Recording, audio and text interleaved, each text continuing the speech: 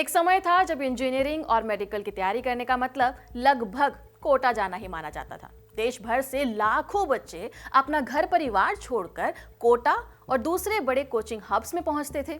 लेकिन इस तैयारी की कीमत भी कम नहीं होती थी। कोचिंग फीस, हॉस्टल, खाना पीना और बाकी के खर्चे को जोड़ दिया जाए तो कई परिवारों पर लाखों रुपए का बोझ बढ़ जाता था। ऐसे माहौल में एक टीचर ने YouTube में फ्री में बच्चों को पढ़ाना शुरू किया। व्हाइट बोर्ड पर बहुत ही आसान भाषा में पढ़ाने का तरीका बच्चों को भी भाने लगा।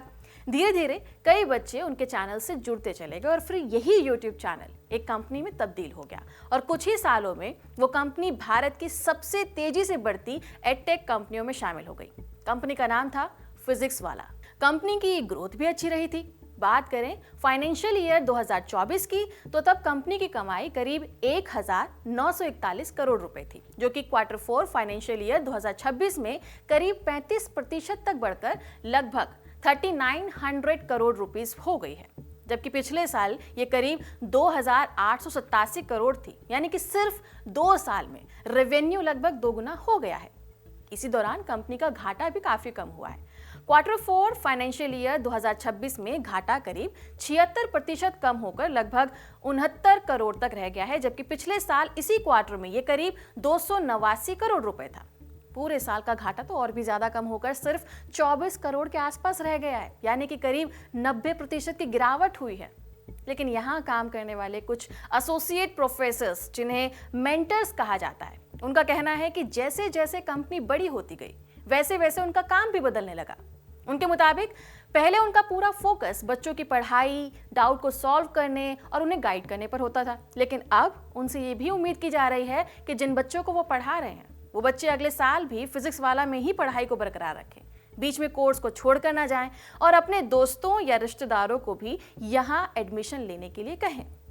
मेंटर्स का कहना है कि अब उन बच्चों को अगले साल भी प्लेटफॉर्म पर बनाए रखने और नए एडमिशन लाने का प्रेशर काफी बढ़ गया है। उनके मुताबिक इसी वजह से उनका काफी समय बच्चों की पढ़ाई से ज्यादा पेरेंट्स से कॉल पर बात करने में निकल जाता है। उन्हें बार बार पेरेंट्स को समझाना पड़ता है कि बच्चा अगले सेशन में भी फिजिक्स वाला के साथ ही पढ़ाई को बरकरार रखे। कई मेंटर्स का तो दावा है कि कंपनी मैनेजमेंट ने उनसे कहा कि अगर वो ज्यादा बच्चों को अगले साल के लिए जोड़कर रखते हैं तो उन्हें इंक्रीमेंट या फिर इंसेंटिव मिलेगा। इस वजह से अब हालात ये हैं कि नया सेशन शुरू होने में 5-6 महीने बाकी होने पर भी मेंटर्स मजबूरन पेरेंट्स से अगले साल के एडमिशन की फीस और टोकन मनी मांग रहे हैं। इतना ही नहीं, कुछ मामलों में पेरेंट्स को ये भी बताया जा रहा है कि अगर वो किसी दूसरे बच्चे को भी प्लेटफॉर्म से जोड़ते हैं तो उन्हें डिस्काउंट मिल सकता है। फिजिक्स वाला में सिर्फ जेईई और नीट की तैयारी नहीं होती है, बल्कि अगर कोई बच्चा स्कूल में पढ़ता है, इंजीनियर या डॉक्टर बनने की तैयारी कर रहा है, सरकारी नौकरी की तैयारी कर रहा है या फिर कोई नई स्किल्स को सीख कर नौकरी पाना चाहता है, तो फिजिक्स वाला के पास इसके लिए कई सारे कोर्सेज अवेलेबल हैं।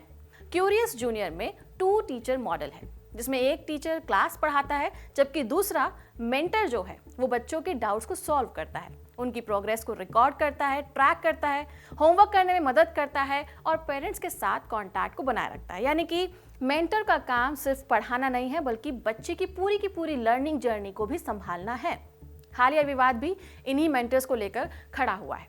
कंपनी ने 2025 में सेबी के पास अपना updated draft red herring prospectus submit किया था।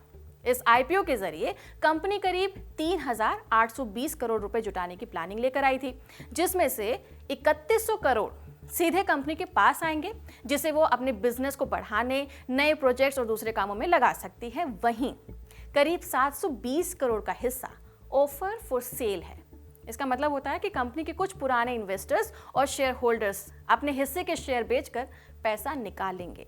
यानी कि इस पैसे का फायदा कंपनी को नहीं होगा, बल्कि शेयर बेचने वाले इन्वेस्टर्स को मिलेगा।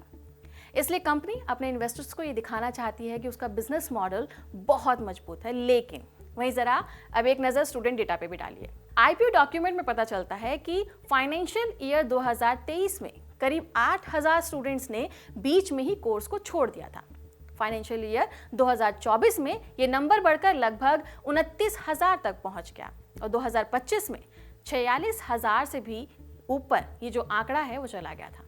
इसी दौरान रिफंड की रकम और स्टूडेंट्स की शिकायतों में भी इजाफा देखने को मिला है। कंपनी ने अपने ड्राफ्ट प्रपोजल में कहा कि ड्रॉप आउट का एक कारण आर्थिक दबाव और समय से पहले बच्चों का स्कूल छोड़ना है, ताकि वो परिवार की कमाई में अपना हाथ बटा सके। यहाँ ये बात बताना भी जरूरी है कि फिजिक्स वाला के मामले में सिर्फ ड्रॉप आउट ही नहीं बढ़े हैं, यहाँ के कोर्स में एडमिशन लेने वालों की संख्या भी तेजी से बढ़ी है। कंपनी की रैपिड एक्सपेंशन की वजह ये भी है कि उसे नए स्टूडेंट्स मिलते जा रहे हैं, लेकिन स्वाभाविक ही है कि कंपनी रिटेंशन की ओर बढ़ना चाहेगी।